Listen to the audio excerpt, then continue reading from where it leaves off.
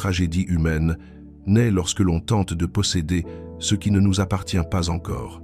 Quant à Marc Aurèle, empereur du monde connu, il écrivait dans ses « Pensées pour moi-même » qu'un homme sage ne se débat pas contre le destin, il avance avec lui.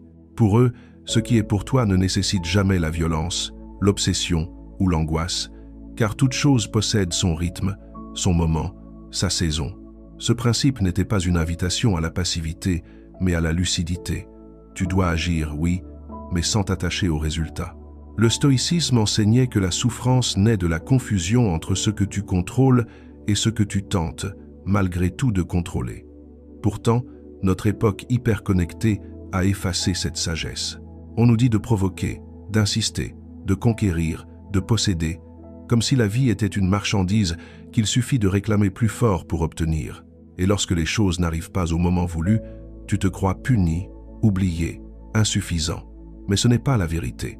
La vérité, c'est que la vie moderne nous a rendus allergiques à la patience, incapables d'attendre, terrifiés par le silence. Le stoïcisme, lui, te ramène à une évidence ancienne mais ignorée. Si tu dois forcer, c'est que ce n'est pas la bonne porte. Et si tu dois courir, c'est que la chose que tu poursuis n'est pas faite pour rester.